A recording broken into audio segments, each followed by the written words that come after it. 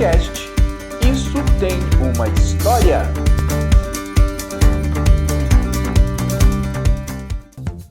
Oi, povo de Deus, eu sou Agnovaldo Reis de Souza, aluno do curso de Bacharel em Teologia pela Unicesumar, RA 1824797. Hoje trago para você um importante tema para os cristãos, o batismo cristão.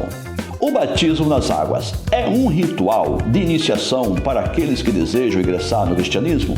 O que é o batismo cristão? Qual a fórmula correta para se batizar? Deve se batizar somente no nome de Jesus ou em nome da Santíssima Trindade? E o modo? Imersão ou aspersão? Quem deve ser batizado? Pode-se batizar crianças? Quem pode ministrar o batismo? E temos ainda o caso do rebatismo. O cristão pode ser rebatizado? Venha comigo, a partir de agora você ficará por dentro de todos estes temas aqui em nosso podcast.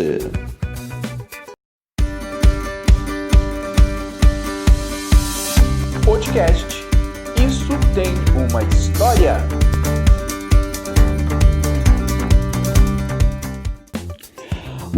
Muito bem. Continuando com o nosso podcast, lemos no Evangelho segundo Mateus, capítulo 28, versículo 18 a 20, o seguinte: E chegando Jesus, falou-lhes dizendo: É-me dado todo o poder no céu e na terra. Portanto, ide, ensinai todas as nações, batizando-as em nome do Pai e do Filho e do Espírito Santo, ensinando-as a guardar todas as coisas que eu vos tenho mandado. E eis que eu estou convosco todos os dias, até a consumação dos séculos. Amém.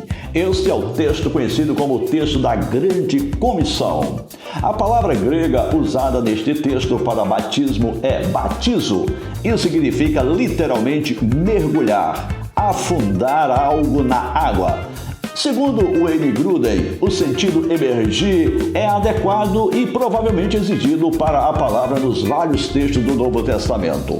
A história mostra que este era o modo que os pais da igreja utilizavam para batizar. Lemos no Didaquê, o mais antigo manual de religião da comunidade cristã primitiva, no capítulo 7, instrução sobre o batismo. Diz o seguinte: no que diz respeito ao batismo, batizai em nome do Pai, do Filho e do Espírito Santo em água corrente. Se não tem água corrente, batiza em outra água. Se não puderes em água fria, faze-o em água quente. Na falta de uma e outra, derrama 3 vezes água sobre a cabeça em nome do Pai, do Filho e do Espírito Santo. E ainda temos a seguinte recomendação: mas antes do batismo, o que batiza e o que é batizado, e se outros puderem, observe um jejum. Ao que é batizado, deverá impor um jejum de 1 ou 2 dias. Por este documento, podemos perceber que, apesar da fórmula trinitariana e o modo de imersão ser preferidos pelos pais da igreja, utilizava-se de ambos os modos. E quanto à fórmula, vemos no Novo Testamento uma outra fórmula, além da trinitariana. Em Atos, por exemplo, Atos dos Apóstolos, capítulo 2, versículo 38, nos diz: Respondeu-lhes Pedro: Arrependei-vos e cada um de vós seja batizado em nome de Jesus Cristo para a remissão dos vossos pecados, e recebereis o dom do Espírito Santo. Para alguns, Pedro estava apenas se referindo ao batismo ordenado por Jesus, mas para outros, acham que Pedro estava batizando apenas em nome de Jesus Cristo. Mas pela tradição nós podemos observar, segundo o Didaquê, que os pais da igreja batizavam em nome do Pai, do Filho e do Espírito Santo, usando, portanto, a forma trinitariana. Quem deve ser batizado? Pode-se batizar criança? De acordo com o modo bíblico neotestamentário, fica evidente que somente aqueles que fazem uma profissão de fé poderão ser batizados. Portanto, aqueles que são capazes de fazer o uso da razão. A estas pessoas serão necessários o arrependimento dos seus pecados, confessar a Cristo como Senhor e Salvador de suas vidas e crer no sacrifício vicário de Jesus. Portanto, as crianças que ainda não podem usar de tais faculdades, elas estão excluídas do batismo, todavia não de Deus. Vejamos o que diz Atos dos Apóstolos, capítulo 2, versículos 41. Então, os que lhe aceitaram a palavra foram batizados, havendo um acréscimo naquele dia de quase 3.000 pessoas.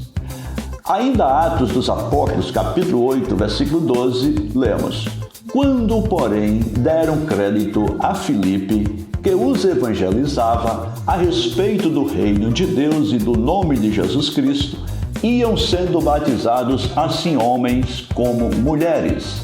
Os textos mostram claramente que somente os que receberam e deram crédito à palavra foram batizados. Apesar de haver na história da igreja registros de batismos de crianças, e ainda hoje há igrejas que entendem que os filhos dos cristãos deverão ser batizados, como é o caso da Igreja Católica e de algumas denominações protestantes. Mas a maioria acha que somente as pessoas que fazem uso da razão poderão ser batizadas. Quem pode ministrar o batismo? E o caso do rebatismo? Pode o cristão ser rebatizado? A discussão continua.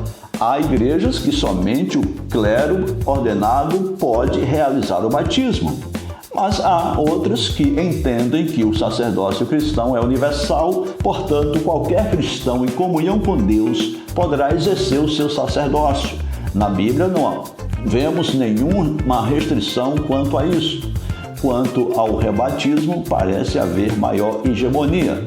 Para os pais da igreja e os líderes da atualidade, o batismo não pode ser repetido, exceto o batismo realizado por hereges, pois eles mesmos nunca receberam o verdadeiro batismo. Segundo Meyer Pillman, o cristianismo no Novo Testamento não é uma religião ritualista. A essência do cristianismo é o contato direto do homem com Deus por meio do Espírito. O batismo nas águas é uma ordenança divina, portanto, deve ser ministrado com muita reverência e temor de Deus. Não tem poder para salvar, mas é para quem já é salvo. No batismo, somos unidos a Cristo em sua morte e ressurreição. É o símbolo de uma nova vida que confessa sua fé em Cristo Jesus publicamente. Este foi o nosso podcast. Espero que tenha elucidado as suas dúvidas. Fique com Deus e até o próximo.